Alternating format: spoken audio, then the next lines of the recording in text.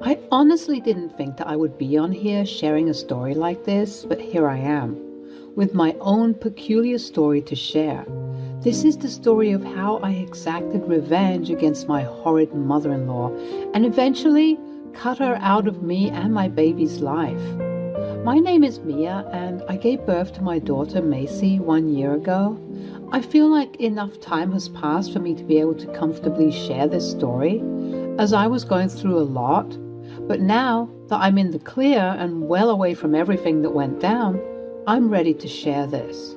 It was supposed to be one of the greatest days of my life after my sweet 16th birthday, my graduation ceremony, my engagement party, my wedding, and my dinner party that was to celebrate my landing a well-deserved promotion. This was the next momentous thing to celebrate with unbridled love and care and comfort. Any mother would know that I'm talking about giving birth to my first child. I have always wanted to be a mother, which made the idea of finally meeting my baby and introducing them to the world an even sweeter anticipation. Unfortunately, though, I didn't get the picture-perfect labor story. Rather, I got something that for a very long time left a bitter and sour taste in my mouth. It all started when the doctor said, "It's a girl." Oh my goodness. Oh wow, I'm speechless. She's gorgeous. Let's see Mom meet her bundle of joy. "Oh my sweet baby, I love you so much. I don't even know you, but I'm in love with you." "Mom, come meet your granddaughter. Her name is Macy." All of us wondered why she hesitated to step forward and greet the new addition to the family. As she approached, we could see a clear and deep frown on her face. This all made us turn our heads in confusion. You witch." "What? What have you done? You've ruined everything." The doctors and nurses inside took the hint and promptly left the room so that we could deal with this uprising commotion as a family. But honestly, part of me wished that they stayed. "I knew you were a curse to our family. How could you birth a girl? A girl? Are you crazy?" "John, what is she talking about?" "Mom, what in the world are you talking about?" "Now look, the baby is crying." "I don't care. That wench isn't any granddaughter of mine. Yuck. John, why aren't you as furious as I am? Your father is going to be livid once he hears of this." "I don't know what's going on. I don't know if I'm still coming down from the painkillers, but Martha, right now you're not making any sense at all. Please, what is the issue here? Why aren't you excited to see Macy? Why are you doing this?" "I could just spit on both you and that baby." "Okay, it's time to go." Before I could inquire any further, let alone shout back at the old hag for the awful things she was saying, John quickly escorted her out of the room, all the while trying to muffle her incessant ranting about tradition and curses and regret. I had no idea what she was on about. I thought that the old lady finally lost it, but as I would come to find out later, she wasn't crazy in a cuckoo way. She was crazy in a very evil and malicious way. Instead of celebrating this moment with my dear ones, I was crying in that delivery room with my baby in my hands, who was also mirroring my upset nature. What an awful way to introduce such a sweet and innocent girl into this already cruel world. A couple of days passed and I was discharged from the hospital. Things were awkward between John and me, and we never got the chance to properly discuss what happened, as I was still healing from the birth. We got in the house, laid little Macy to sleep, and decided to talk about what happened.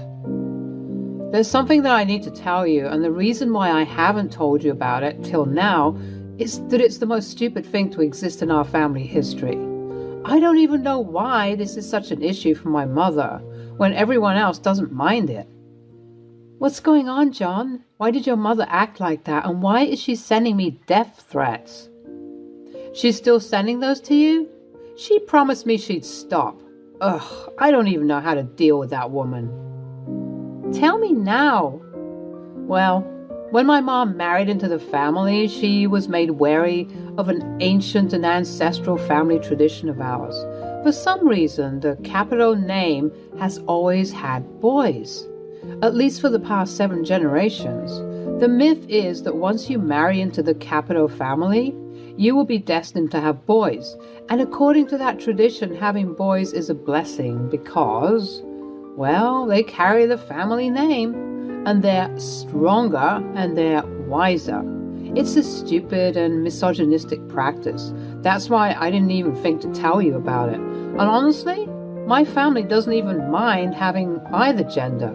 It just so happens that I only have brothers, and my dad also only has brothers. And my grandpa only had brothers. It was just a fun piece of trivia to throw at friends and acquaintances. But my mom, what was meant to be a light-hearted story about the Capito family became an obsession. Hold up a second. Let me get this straight. You mean to tell me that your mom really believes in all of that mumbo-jumbo and she didn't get the memo that you all no longer subscribe to that? Pretty much. And the unfortunate thing is that if boys are meant to be blessings, then it obviously means that girls are supposed to be curses. My mom thinks that your womb is cursed or something because she just cannot fathom a 7-generation streak getting broken now. She believes that something wrong is happening, but it's like it was bound to happen, you know? That's ridiculous. Tell her to grow up and get over herself. Babe, I've tried. I've tried telling my dad to get through to her, but she won't budge. I honestly don't know what else to do. I was so furious, I didn't even know what to do with myself. This woman made me feel like absolute garbage for the past 3 days when I was supposed to be resting and healing and enjoying some skin-to-skin with my newborn. Instead, my mind was racing and I was unable to sleep thinking about that horrible face she made when she looked at my daughter for the first time. It definitely looked like she had some murderous intent. I don't care what you do, but I need you to know that we cannot afford to ruin Macy's childhood with a sick and twisted grandma. I know, she's crazy. I'll continue to talk to her, okay? A month had gone by and I still hadn't received an apology from that wretched woman. At the same time, however, I also didn't receive any more annoyances and death threats. So I guess you gotta take the good with the bad. I was just grateful that I was now able to focus my full attention on Macy. The fears and dreams I had of a devilized Martha terrorizing my child had subsided. That was until we got an unexpected message from her. Martha took the liberty of emailing both John and me with a surprisingly sweet and warm message. It read, "Dearest John, dearest Mia, I would like to extend an olive branch. I'm sorry for the things I said. Please come to a family dinner. I've invited extended family members alike.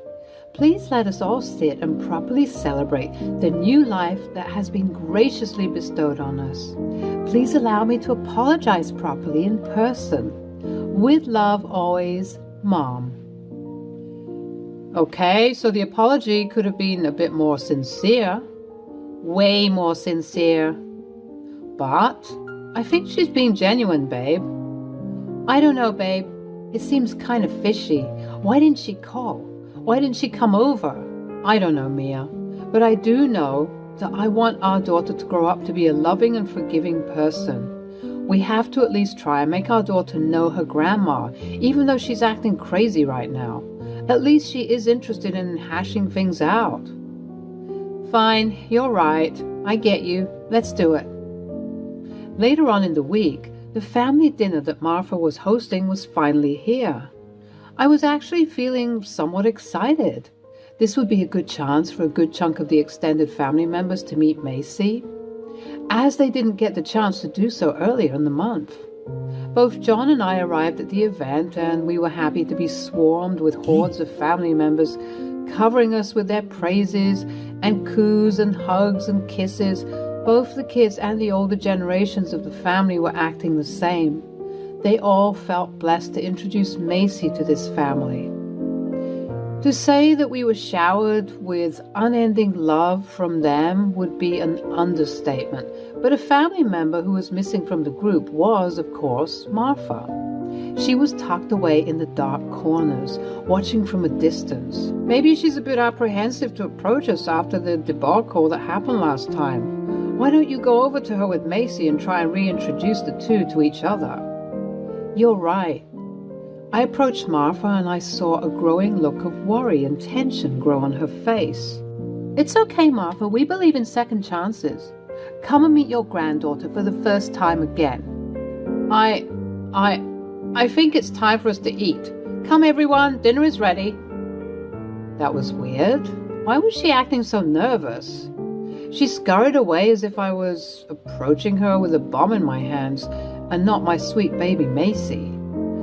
Anyways, once we were all settled at the dinner table with Macy and her bassinet near my side, we said grace and began to eat.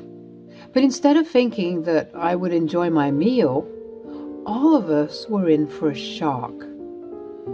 Marfa stood up and said, "Attention, everyone. May I please have your attention? Thank you. As you all know, our daughter Mia has given birth to a child, and I wanted to gather you all here today to just discuss the level of disrespect and disgust that I have obtained from all of this." What are you talking about, Marfa? What is wrong with you?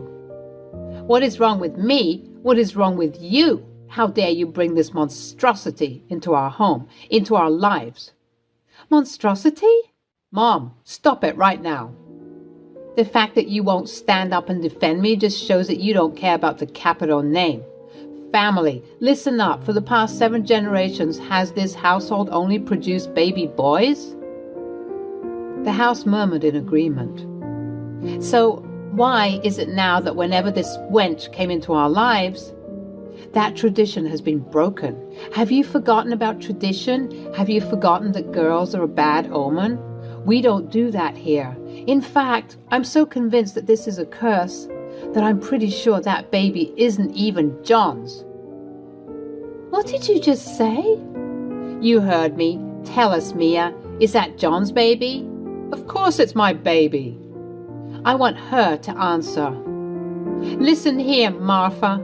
I'll do you one better. I'll get you proof that this baby is John's. But I want you to know that once I do, you will never be part of our lives again. Do you understand? Look, she's even threatening me. Sounds like a guilty conscience to me. John, let's get out of here. John and I angrily and awkwardly packed our things and proceeded to leave. A direct juxtaposition to what we were greeted with. We left with some family members urging us to stay and that we could talk about this. But this just made me angrier.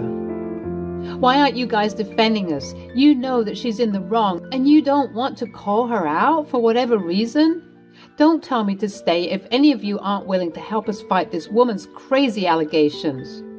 The family turned silent, with a smirking Marfa in the back. I left, giving her the evilest eye that I could muster. I was determined to prove her wrong and embarrass her in front of everyone. We made our way home. The drive was silent. I was too mad to even tell my husband I told him so. My mind was swirling with so many thoughts that I couldn't even speak. Once we got home, I didn't even feel like talking, but John was insisting. Let's talk about this. What is there to talk about? Your mother is crazy, and I told you that something was off about the whole encounter. How am I supposed to deal with her, John? And why weren't you fighting for me back there? What are you talking about? I was also upset. Maybe you were, but you definitely didn't fight for your family back there. I'm sick of feeling alone in all of this, John. Why don't you put your mother in her place? I know you can do it, but I guess you're scared. It's not easy, Mia. She is my mom. But she's crazy, John, and she's bad for Macy. I'm so sorry that you're in this position, but you're going to have to choose. Is it going to be your mom or your daughter and I I need some time to think, okay? To say that this broke my heart even further would be an understatement. I didn't know what to do. It seemed like my whole life was falling apart, and I felt so guilty for bringing this beautiful girl into this cold and dark world. She was meant to be with a family that loved her enough to stand up for her, but it seemed that in every direction I turned, we either received active malice and hatred, or nonchalance and indifference. Neither situation was better than the other. Macy deserved unconditional and full love, but for some reason I was the only one who could see that. At that moment, my sadness was accompanied by anger, which is what fueled me to keep going. Had I just been a sad and sobby mess, I wouldn't have managed to exact my revenge on that wicked old woman and everyone else who doubted me. I had gotten DNA samples from both John and Macy, and I went to the hospital to have them tested out. I also had John tell Martha that I had done this. There was no way I was calling her out of my own volition. John would report that Martha was convinced that the results would come back negative, and I was just waiting for the day that she would eat her words. The result came back a couple of days later, and I didn't even bother opening the document as I already knew the truth. I told John to tell his mother that I got the results and that she should come over so that we can open the document together. She practically sped over to our house, eager to try and prove me wrong because she had convinced herself that she was right. Once she arrived, that's when I did the needful. What both John and Martha didn't know is that I had gotten those hidden cameras and mic systems and placed them in the living room where we were to sit down and squash her silly doubts once and for all. Hello, Mia. Let's get this over with. Where is the child? You won't even call her by her name. You won't even acknowledge that she's a she. Let's just cut the chit-chat and get right into it. That's why you came over, right? Fair enough. I can't wait to see your face. You're so convinced that you're correct, aren't you? Why would you even go through all of this trouble just to be proven wrong? John, can you please tell your mother to back up out of my face before I do something I'll regret? Oh, scary. I want to reiterate that once you find out that your son, a Capito, has had a daughter, I never want to see you again, and you will subsequently lose the right to see anybody I love and care about, especially Macy. Yeah, whatever. And when the results come out negative, which I know they are, you're going to get divorced and excommunicated from this family, and once my gardening group and golf group hear about this, your name will be ruined. Those ladies know how to talk. You'll be the talk of the town before the sun sets. I will swear it. We'll see about that. John began to open the letter and read. In the case of John Capito and Macy Ashley Capito, there is a 99.99% chance that there is a relationship between the two parties. What? This can't be. You may proceed to leave this home effective immediately, Mom. I will be removing you from the will, and you can do the same for me. Mia, wait. John, wait. The proof is all here, Mama. You messed up big time. Mia, I'm so sorry. I didn't know. I was so wrapped up in believing that you were wrong that please. Nope. Mia, please. I'm a pleading grandmother. Please. I'll get on my knees and beg if you want to. I have to see my granddaughter. Where is she? That is none of your concern. You are no longer welcome in this house, and if you don't leave in the next 30 seconds, I'm calling the police. No, please, you can't do that. Yes, I can. I'm getting a restraining order against you, and you will be required to stay as far away from me as possible. I highly recommend you leave now because you've used up your 10 seconds. John, help me. I'm afraid I can't do that, Mom. I'm here with Mia. I'm standing up for my family. I didn't do enough of that before, and Mia, my love, I'm so sorry for not being the man you needed at the time. But I'm here now. It's going to take me some time to lean on you like that again, babe, but I accept your apology. Oh, come on. How was I supposed to know? We've had this tradition for years. I'm sorry if I got a little paranoid. You call my daughter an abomination and a monstrosity. What sort of mother would let the likes of you anywhere near her? Even if it was all just a misunderstanding as you're trying to frame it. We all know the truth. You're a toxic, sick, and twisted woman. And by the way, it's not going to be my name that's ruined. You see that pillow over there? Notice the blinking light? What? What are you talking about? Are you recording me? I swear to God, Mia, you better delete that. You see, I could, but this is all already being live streamed, so deleting it won't do anything. Martha snatched the camera, but it was far too late. I checked on my phone and the video itself already was gaining hundreds of views. With people commenting on how awful Martha was, I showed it to her and her face began to crumble. Her entire social status and all of the privileges she got due to her name were going to be muddied by this debacle. Thank God for the fast-paced notoriety that can be gained due to social media. As was promised, I ensured that I got a restraining order for my daughter and me against her crazy grandmother. And she tried her best to violate that, mourning the loss of the potentially great relationship she could have had, but chose to throw away. As for John and I, we're working on rebuilding our relationship after this. But I'm just glad that he could now see the light and see that I was right all along. My mother-in-law might have stolen such a joyous moment for me, but I swear on everything that she won't take any more moments away ever again.